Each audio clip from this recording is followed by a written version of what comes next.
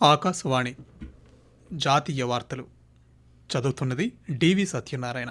ముఖ్యాంశాలు: డిజిటల్ చెల్లింపుల్లో భారతదేశం అగ్రగామిగా ఉందని రాష్ట్రపతి ద్రౌపది ముర్ము పేర్కొన్నారు. భారత్ చిలీ దేశాల మధ్య బలమైన బంధం కొనసాగుతోందని ప్రధానమంత్రి నరేంద్ర మోదీ ఉద్ఘాటించారు. వక్ఫ్ సవరణ బిల్లు 2025ని రేపు లోక్సభలో ప్రవేశపెట్టనున్నారు. త్వరలో భారత్లో పర్యటించనున్నానని సునీత విలియమ్స్ తెలిపారు. రానున్న 3 నెలల్లో దేశంలో అధిక ఉష్ణోగ్రతలు నమోదవుతాయని భారత వాతావరణ శాఖ పేర్కొంది. వార్తల వివరాలు: డిజిటల్ చెల్లింపుల్లో భారతదేశాన్ని ప్రపంచంలోనే అగ్రగామిగా మార్చడంలో reserve bank of India RBI కీలక పాత్ర పోషించిందని రాష్ట్రపతి ద్రౌపది ముర్ము అన్నారు. ముంబైలో ఈరోజు జరిగిన ఆర్బీఐ 90వ వార్షికోత్సవ ముగింపు కార్యక్రమంలో రాష్ట్రపతి మాట్లాడుతూ గత 9 దశాబ్దాల్లో ఆర్బీఐ అద్భుతమైన ప్రగతిని సాధించిందని తెలిపారు. వికసిత్ భారత్ 2047 లక్ష్యంగా అందరికీ అందుబాటులో ఉండే ఆర్థిక పర్యావరణ వ్యవస్థను తీసుకువచ్చిందన్నారు. NABARD, IDBI, National Housing Bank వంటి కీలక సంస్థలను స్థాపించడం ద్వారా ఆర్థిక పర్యావరణ వ్యవస్థను బలోపేతం చేయడంలో ఆర్బీఐ చేసిన కృషి ప్రశంసనీయమని రాష్ట్రపతి పేర్కొంటూ, As it was established in 1935, the RBI was placed a step ahead of this curve and actually guided the country along this journey. I have no hesitation to saying that the RBI has emerged as one of the most critically important institutions in the nation, not less than a miracle that a piece of paper becomes fiat money when it wears the RBI governor's signature. Nobody else's signature has that power. Bharat Chile దేశాల మధ్య బలమైన బంధం ఉందని ప్రధానమంత్రి నరేంద్ర మోదీ అన్నారు.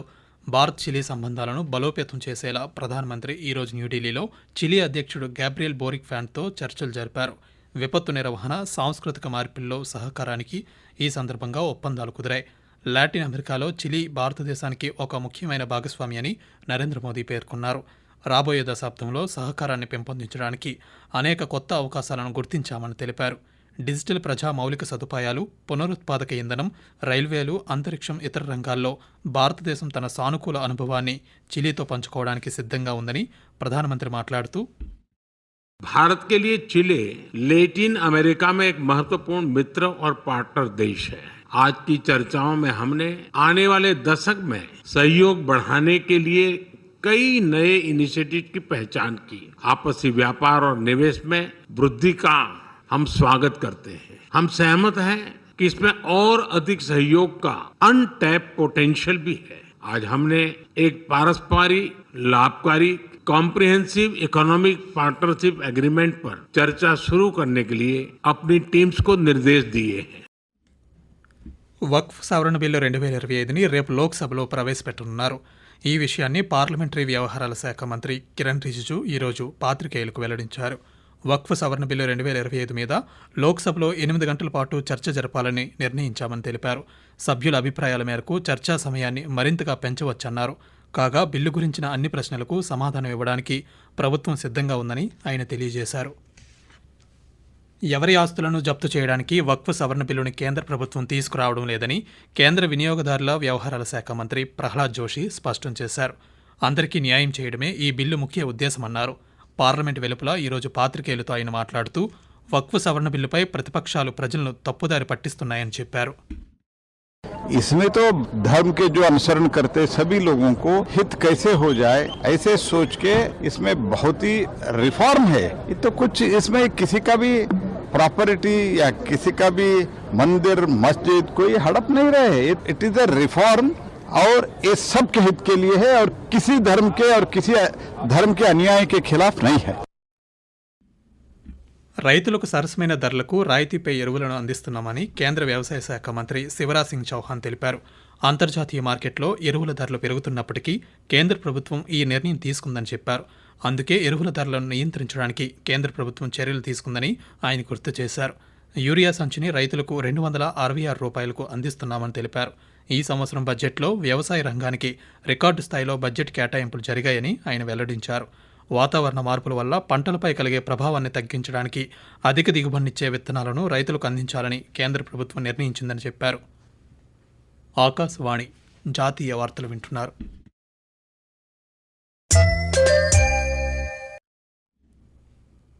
దేశంలో క్రీడా సంస్కృతిని పెంపొందించడానికి కేంద్ర ప్రభుత్వం అనేక కార్యక్రమాలను నిర్వహిస్తోందని కేంద్ర యువజన వ్యవహారాలు క్రీడల సహాయ మంత్రి రక్షా నిఖిల్ ఖడ్సే అన్నారు. న్యూఢిల్లీలో స్పోర్ట్స్ కాన్క్లేవ్ 2025ను ఆమె ఈరోజు ప్రారంభించారు.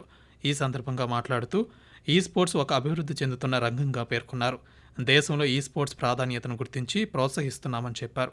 ఈ స్పోర్ట్స్ వేగంగా అభివృద్ధి చెందడంలో భారతదేశం సాంకేతిక రంగంలో గణనీయంగా ముందుకు సాగే అవకాశం ఉందని కేంద్ర మంత్రి పేర్కొన్నారు. కాగా క్రీడారంగం ప్రగతికి కేంద్ర ప్రభుత్వం కట్టుబడి ఉందని ఈ సందర్భంగా తెలిపారు.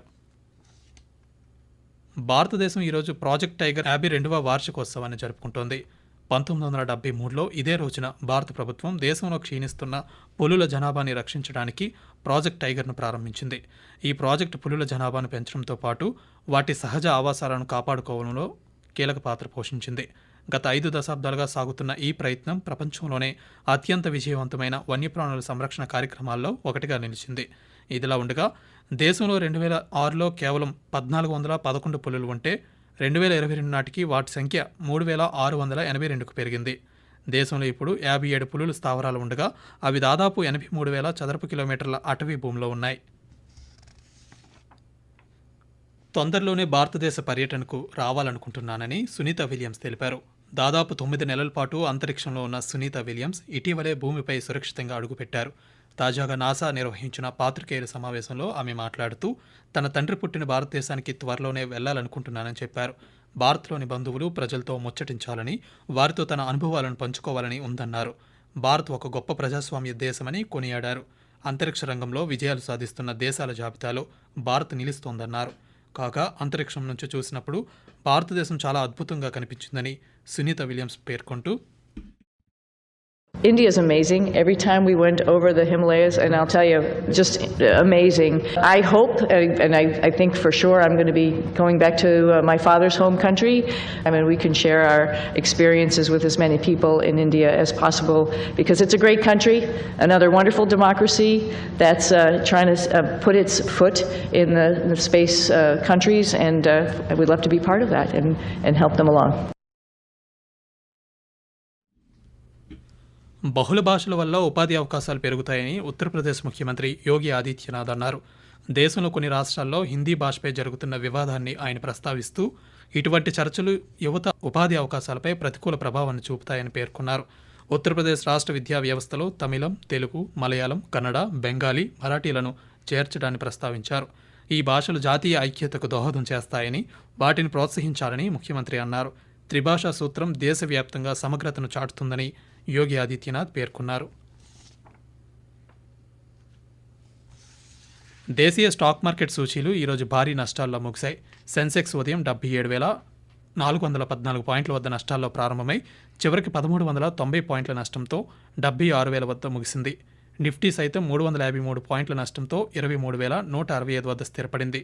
అంతర్జాతీయ మార్కెట్లో బ్రెంట్ క్రూడ్ బ్యారెల్ ధర $75.12 వద్ద ట్రేడ్ అవుతుండగా బంగారం ఔన్సు ధర $3,160 వద్ద కొనసాగుతోంది. రానున్న 3 నెలల్లో ఈసారి సాధారణం కంటే ఎక్కువ ఉష్ణోగ్రతలు నమోదవుతాయని భారత వాతావరణ శాఖ IMD పేర్కొంది. ఈసారి వేసవిలో ఎండలు తీవ్రంగా ఉంటాయని వాతావరణ శాఖ హెచ్చరికలు జారీ చేసింది. ఏప్రిల్ నుండి జూన్ మధ్య అధిక ఉష్ణోగ్రతలు ఉంటాయని వెల్లడించింది. ఆంధ్రప్రదేశ్, తెలంగాణ, కర్ణాటక, రాజస్థాన్, యూపీ, హర్యానా, బీహార్, ఒడిశా, ఛత్తీస్గఢ్ రాష్ట్రాల్లో సాధారణం కంటే ఎక్కువ రోజులు వడగాలులు వీచే అవకాశం ఉందని అధికారులు తెలిపారు. కాగా ఏప్రిల్ నెలలోనే దేశంలో పలు ప్రాంతాల్లో అత్యధిక ఉష్ణోగ్రతలు నమోదవుతాయని వెల్లడించారు. జాతీయ వార్తలు ముగించే ముందు ముఖ్యాంశాలు మరోసారి. డిజిటల్ చెల్లింపుల్లో భారతదేశం అగ్రగామిగా ఉందని రాష్ట్రపతి ద్రౌపది ముర్ము పేర్కొన్నారు. భారత్, చిలీ దేశాల మధ్య బలమైన బంధం కొనసాగుతోందని ప్రధానమంత్రి నరేంద్ర మోదీ ఉద్ఘాటించారు. వక్ఫ్ సవరణ బిల్లు 2025ని రేపు లోక్సభలో ప్రవేశపెట్టనున్నారు.